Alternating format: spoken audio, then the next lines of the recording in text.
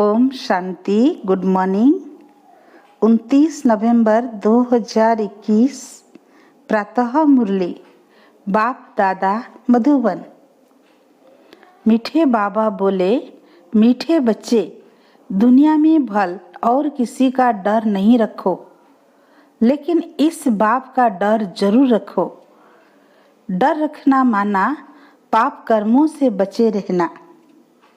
आज का प्रश्न, बाबा हर एक बच्चे को अपनी जांच करने की, चार्ट रखने की श्रीमत क्यों देते हैं?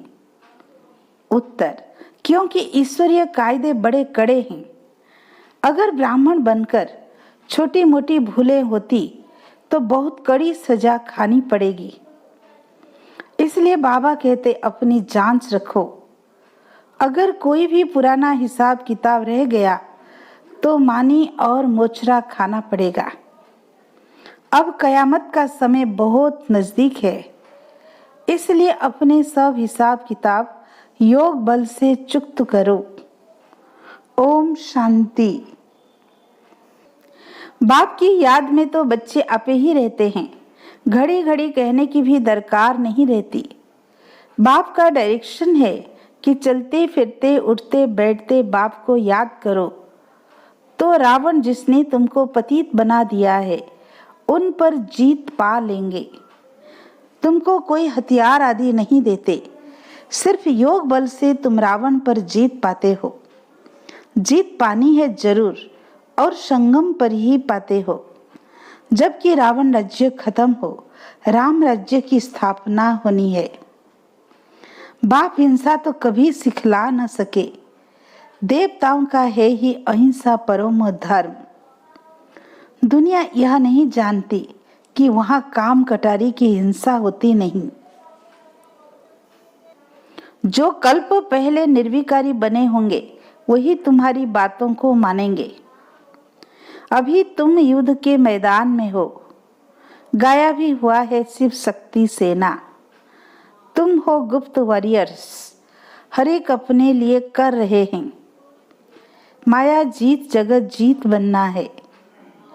तुम अपने लिए करते हो, गोया अपने भारत देश के लिए करते हो। इसमें जो अच्छी रीति पुरुषार्थ करते हैं वह पाते हैं। जो 5 विकारों पर जीत पाएंगे वही जगत जीत बनेंगे, और कोई चीज पर जीत पानी नहीं है। तुम्हारा है ही रावण राज्य पर जीत पाना, अर्थात दैवी गुण धारण करना। सिवाय दैवी गुण धारण किए सतयुग में जा नहीं सकते। तो अपने से पूछना है कि कहाँ तक हमने दैवी गुण धारण किए हैं। दैवी गुण धारण करना माना रावण पर जीत पाना। कहते हैं राम राज्य था, तो एक राम ने तो राज्य नहीं किया होगा, प्रजा भी तो होगी। यहाँ राजा रानी तथा प्रजा सब रावण पर जीत पा रहे हैं, दैवी गुण धारण कर रहे हैं।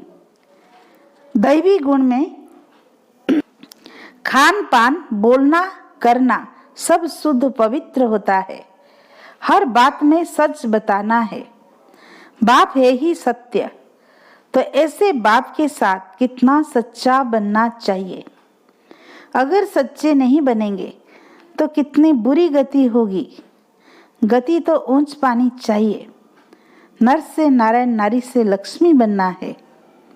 कहा भी जाता है तुम्हारी गत मत तुम ही जानो। बाप जो मत देते उससे कितनी ऊंच गति होती है। ऊंचे से ऊंचा बाप ऊंचे से ऊंची गति प्राप्त कराते हैं। तो अब श्रीमत पर चलकर दैवी गुण धारण करने हैं। जन्म जन्मांतर के पाप योग बल बिना कट नहीं सकते। इसके लिए याद की यात्रा बड़ी अच्छी चाहिए। याद अच्छी रहेगी अमृत वेले, उस समय वायुमंडल अच्छा होता है।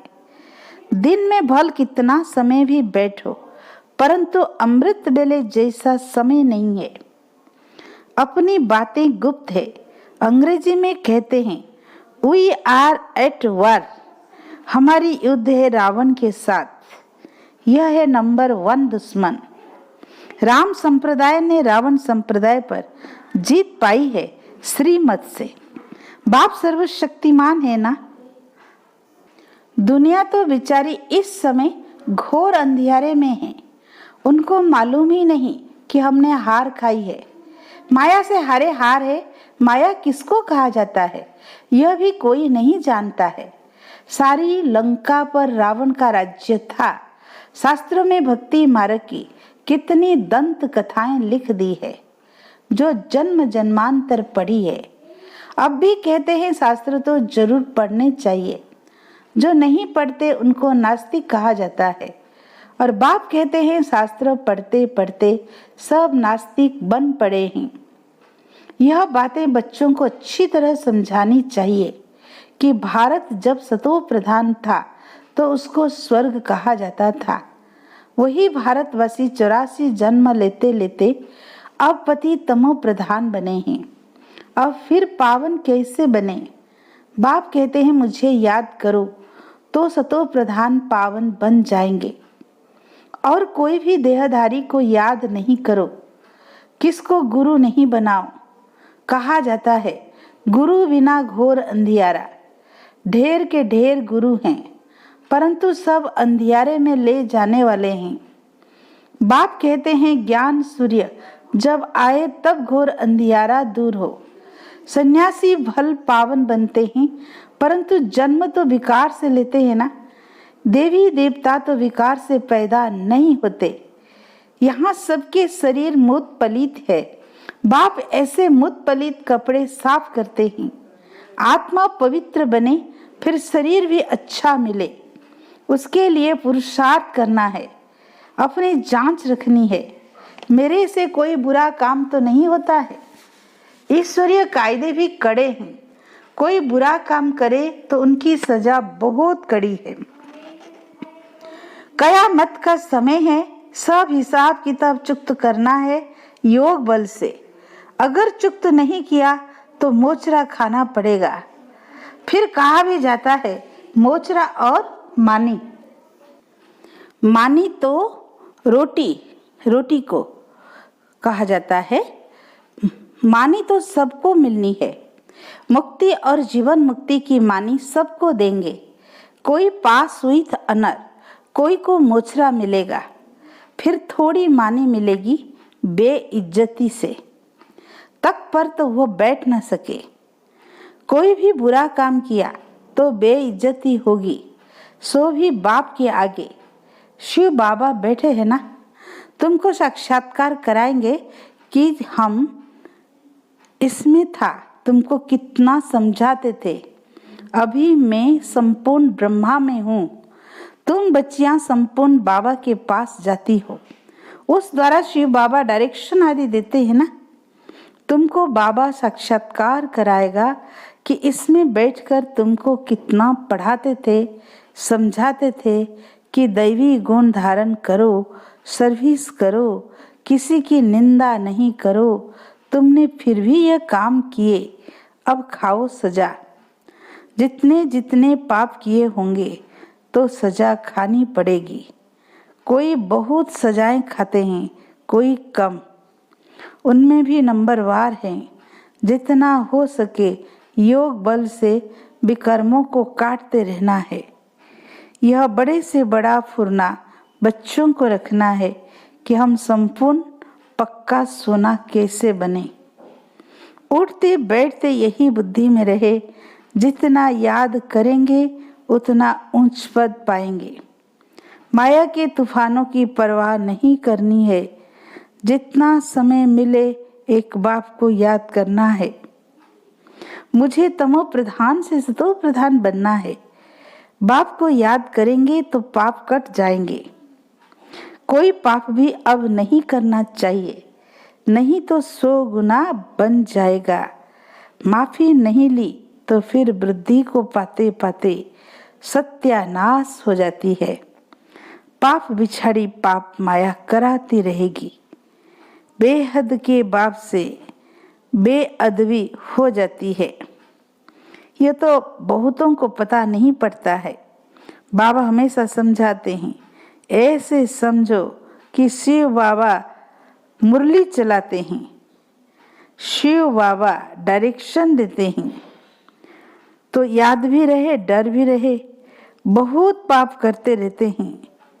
साफ बोलना चाहिए कि बाबा हमसे यह भूल हुई। बाबा समझाते हैं पापों का बोझा सिर पर बहुत है, जो कुछ किया है वह बताओ। सच बताने से आधा कम हो जाएगा।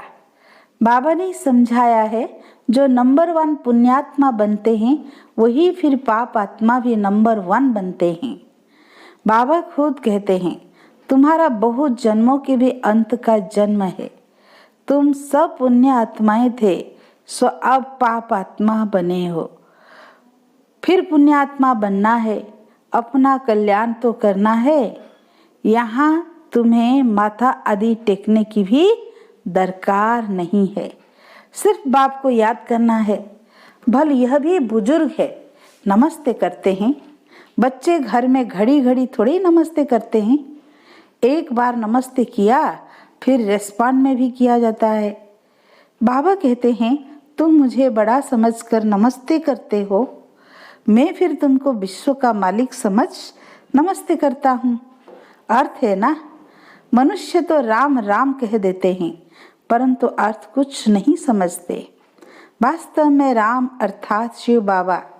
राम व रघुपति नहीं, यह राम निराकार है, उनका नाम है शिव बाबा।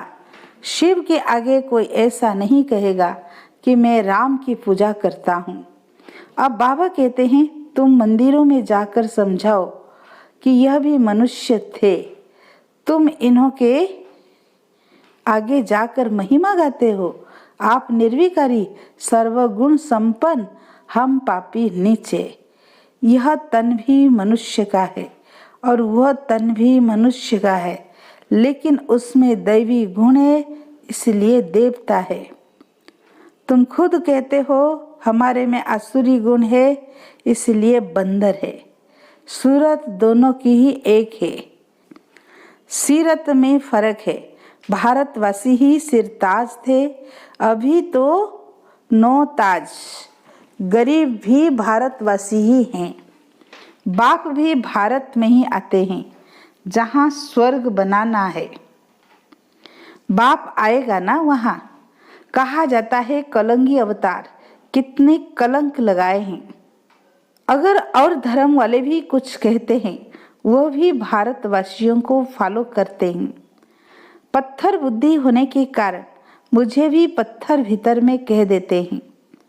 बाप को जानते ही नहीं कि बाप इनमें प्रवेश कर भारत को कितना सिरताज बनाते हैं, भारत की कितनी सेवा करते हैं। बाप कहते हैं तुम मेरी ग्लानि करते हो, मैं तुमको स्वर्ग का मालिक बनाता हूँ। तुम कितना अपकार करते हो। रावण ने तुम्हारी मत कितनी मार डाली है, बुरी गति हो गई है, तब बुलाते हैं हे पतित पावन आओ। समझाने कितनी सहज मिलती है, फिर भी कई बच्चे भूल जाते हैं। योग नहीं तो धारणा भी नहीं होती है। इसीलिए बाबा कहते हैं बांधे लिया सबसे जास्ती याद करते हैं। शिव बाबा की याद में सहन भी करती है। भारतवासियों में जो देवी देवता बनने वाले हैं वही यहाँ आएंगे। आर्य समाजी तो देवताओं की मूर्तियों को मानते ही नहीं। झाड़ के पिछाड़ी में टाली है, 2-3 जन्म भी मुश्किल होंगे। बहुत लोग समझते हैं विकार बिना ये दुनिया कैसे चलेगी। देवी देवताओं को संपूर्ण निर्विकारी कहा जाता है ना, वो भी किसी को पता नहीं कि वहाँ विकार होता ही नहीं। कल्प पहले वाले झट समझ जाते हैं। गायन भी है, भगवान वाच का महाशत्रु है, परंतु भगवान ने कब कहा था यह किसी को पता नहीं है। अभी तुम बच्चे जगत जीत बन रहे हो, परंतु उच्च पद पाने के लिए मेहनत करनी है। बाबा कहते गृहस्थ व्यवहार में रहते सिर्फ बुद्धि योग मेरे से लगाओ। जबकि बाप के बन गए हो तो बाप से पूरा लव होना चाहिए। बाकी औरों के साथ काम निकालने के लिए प्यार रखना है। बुद्धि में यह ख्याल रखना है कि विचारों को स्वर्गवासी कैसे बनाएं। सच्ची यात्रा पर चलने की युक्ति बताएं। वह है जिस्मानी यात्रा जो जन्म जन्मांतर करते आए हैं। यह एक ही याद की यात्रा है। अभी हमारे 84 जन्म पूरे हुए, फिर सतयुग की हिस्ट्री रिपीट होनी है। पतित तो घर जा नहीं सकते। पावन बनाने के लिए पतित पावन बाप चाहिए। भल सन्यासी पावन बनते हैं परंतु वापिस जा नहीं सकते। सबको ले जाने वाला बाप ही है। बाप आकर सबको रावण से छुड़ाए मुक्त करते। सतयुग में दुख देने वाली कोई चीज होती नहीं। नाम ही है सुख धाम, यह है दुख धाम। वह क्षीर सागर, यह है विषय सागर। अभी तुम जानते हो स्वर्ग में कितने सुख आराम से रहते हैं। क्षीर सागर से निकल विषय सागर में कैसे आते हैं यह कोई नहीं जानते। बाप समझाते हैं श्रीमत पर चलना है, फिर जवाबदार वह है। श्रीमत कहती है हाँ भले जाओ, बच्चों को संभालो, उनको भूं भूं करते रहो तो कुछ न कुछ कल्याण हो जाएगा। स्वर्ग में तो आ जाएंगे। बाप आकर नरकवासी से स्वर्गवासी बनाते हैं 21 जन्मों के लिए। यह भी तुम्हारी बुद्धि में है। मनुष्य तो कुछ भी नहीं जानते। यह भी पहले कुछ नहीं जानते थे। जैसे इनके 84 जन्मों की कहानी है तब तुम यह भी राजयोग सीख रहे हैं। तुम हो राज ऋषि, वो है हठयोग ऋषि। तुम गृहस्थ व्यवहार में रहकर राजाई प्राप्त कर रहे हो। तुम शरणागति होने यहाँ आए हो ना। अब समझते हैं हम तो स्वर्ग में बैठे हैं। दुनिया में तो माया का पंप है। जब तक नरक का विनाश न हो तब तक स्वर्ग कैसे जा सकते हैं। मायावी पुरुष इसको ही स्वर्ग समझ बैठे हैं। बाबा को नई दुनिया स्थापन करने में कितनी मेहनत लगती है। पूरे नरकवासी हैं, स्वर्गवासी बनते ही नहीं। बाबा कितना प्यार से समझाते हैं। अच्छा मीठे मीठे बच्चों, रावण पर जीत पाने से ही तुम जगत जीत बनेंगे। उसके लिए पूरा पुरुषार्थ करना है। अच्छा मीठे मीठे सिकीलधे बच्चों प्रति माता पिता बाप दादा का याद प्यार और गुड मॉर्निंग। रूहानी बाप की रूहानी बच्चों को नमस्ते। हम रूहानी बच्चों की रूहानी बाप दादा को याद प्यार गुड मॉर्निंग नमस्ते नमस्ते। शुक्रिया प्यारे बाप दादा को, शुक्रिया शुक्रिया। धारणा के लिए मुख्य सार। फर्स्ट पॉइंट, ऐसा कोई काम नहीं करना है जो बेइज्जती हो, सजाएं खानी पड़े। माया के तूफानों की परवाह ना कर जितना हो सके बाप को याद करना है। एक बाप से सच्चा सच्चा लव रखना है। सेकेंड पॉइंट, अपनी उच्च गति बनाने के लिए सच्चे बाप से सच्चा रहना है। कोई भी बात छिपानी नहीं है। आज का वरदान, याद के मंत्र द्वारा संकल्प और कर्म में अविनाशी सिद्धि प्राप्त करने वाले सिद्धि स्वरूप भव। आप बच्चे अलमाइटी गवर्नमेंट के मैसेंजर हो, इसलिए कोई से भी डिस्कस करने में अपना माइंड डिस्टर्ब नहीं करना है। याद का मंत्र यूज करना, जैसे कोई वाणी से या अन्य किसी तरीके से वश नहीं होते हैं तो मंत्र जंत्र करते हैं। आपके पास आत्मिक दृष्टि का नेत्र और मनमना भव का मंत्र है, जिससे अपने संकल्पों को सिद्ध कर सिद्धि स्वरूप बन सकते हो। आज का स्लोगन, एक्शन कॉन्शियस के बजाय सोल कॉन्शियस बनो। अच्छा, ओम शांति।